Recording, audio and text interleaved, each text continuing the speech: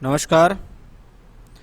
एक 17 वर्षीय युवक की हमारे सामने कुंडली है, जिनका जन्म 8 अक्टूबर 2003 दोपहर को 2:37 पर हुआ। जिस समय इनका जन्म हुआ है उस समय कुंडली में मकर लगन का उदय हो रहा था और चंद्रमा कुंभ राशि में गोचर कर रहे थे। यानी लगन और राशि दोनों के जो मालिक हैं वो शनि देव हैं। जब किसी कुंडली में लगन शनि का हो, राशि के स्वामी भी शनि देव हो जाएं, तो ऐसे लोगों पर जीवन में शनि की साढ़े साती, शनि की ढैया, इनका कोई खासा प्रभाव होता नहीं है, क्योंकि शनि इस कुंडली में राशि के मालिक तो है ही हैं, लग्न के भी मालिक हैं। अब कुंडली के ऊपर लगन में कोई ग्रह विराजमान नहीं है। मकर लगन है, जो कि एक पृथ्वी तत्व का लगन होता है, धन त्रिकोण का लगन होता है। व्यक्ति के भीतर मेहनत करने की क्षमताएं होती हैं, एडजस्टमेंट करने वाला होता है, कंप्रोमाइज़ करने वाला व्यक्ति होता है, जीवन में स्वयं के बल पर कुछ करने में सक्षम होता है ऐसा व्यक्ति। मकर लगन, लग्न का स्वामी शनि छठे घर में। छठे घर का शनि बहुत ही उत्तम फल देने वाला होता है। यह व्यक्ति को इतना ज़्यादा स्ट्रगल, इतना ज़्यादा मेहनत कराता है कि व्यक्ति सोच भी नहीं पाता कि उसने स्वयं अपने जीवन में इतना ज़्यादा मेहनत किया है, क्योंकि ये वो प्लेनेट है जो आपको खुद ही प्रेरित करेगा काम करने के लिए, खुद ही प्रेरित करेगा कि उठो, काम करो, मेहनत करो, मेहनत से ही सब कुछ मिलने वाला है। छठे घर का शनि जब छठे घर में हो तो शत्रुओं को परास्त कर सकता है, प्रतियोगिताओं में विजय प्राप्त कर सकता है, और शनि यहाँ से बैठकर खराब भाव में बैठकर ग्रह बाकी के खराब भावों को भी कंट्रोल करता है। जैसे शनि छठे घर में बैठा और शनि की तीसरी, सातवीं और 10वीं दृष्टि कुंडली के 8वें, 12वें और तीसरे स्थान पर है, यानी यहाँ से संबंधित जो बैड थिंग्स हैं उनको शनि कंट्रोल करता है। लेकिन लग्नेश जब छठे घर में हो और शनि जैसा ग्रह हो तो जीवन में संघर्ष से जीवन में सब कुछ हासिल होगा। कुंडली में चंद्र मंगल योग बना हुआ है दूसरे घर में। धन योग की कैटेगरी में एक अच्छा योग माना जाता है चंद्र मंगल योग। आपकी कुंडली में ये चंद्र मंगल योग पहले, चौथे, 7वें और एकादश भाव से बना हुआ है। ये चंद्र मंगल योग भूमि, जमीन, जायदाद, वाहन, सुख, साधन, संपत्ति देगा।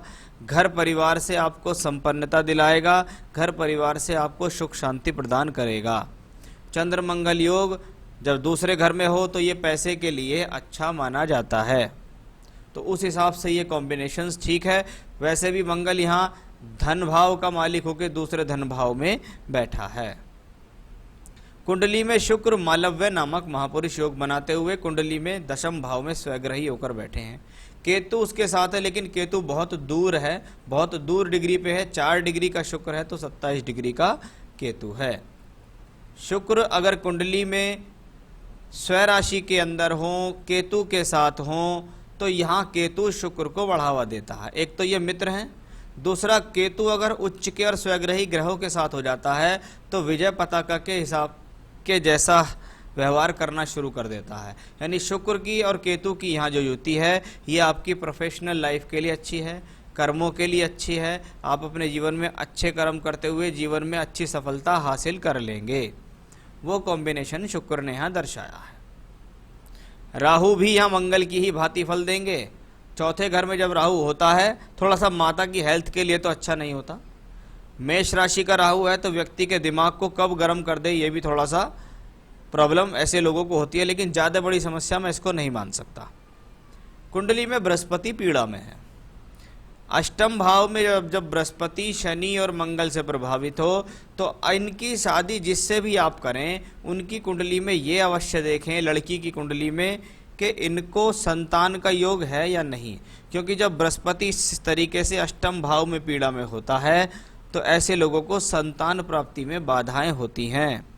एक बात। दूसरा, जीवन में धन संचय पर ध्यान दें, अपना पैसा जोड़ने पर ध्यान दें। ऐसे लोगों के जीवन में पैसा तो काफ़ी आता है, लेकिन किसी न किसी बहाने, परेशानी से वो पैसा लुट जाता है या खराब हो जाता है।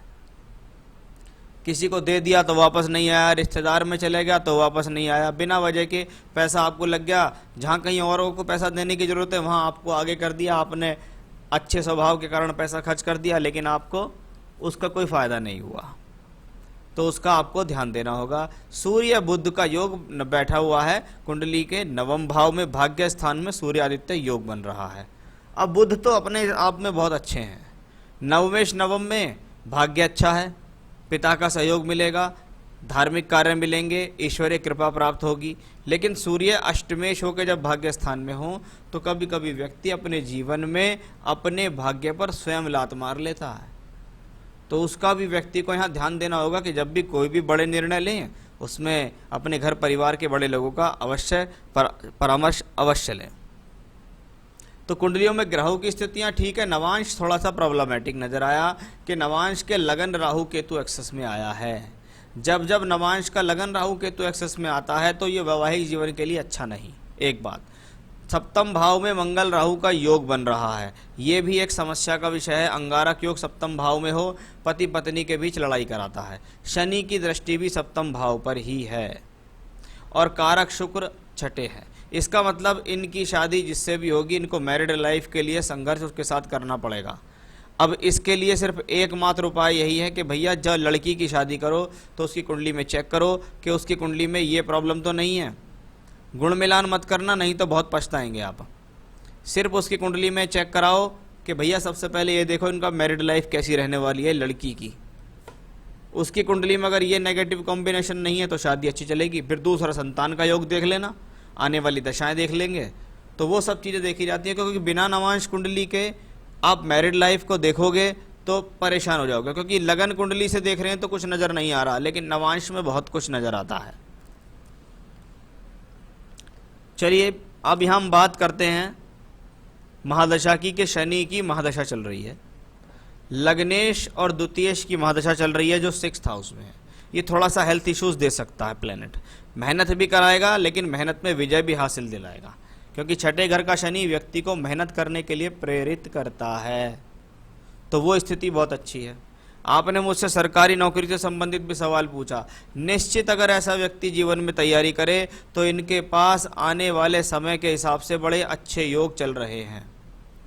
अभी जो इनकी उम्र हुई है वो है 17 वर्ष, और जीवन के 21वें 22वें वर्ष तक इनके पास इतने अच्छे योग हैं कि लगातार अगर ये तैयारी करते रहे तो इनको जीवन में अवश्य ही सरकारी नौकरी मिल जाएगी। सरकारी नौकरी के अच्छे योग इस कुंडली में दिखाई देते हैं। तो पहले सवाल का जवाब आपका मैंने आपको दे दिया है।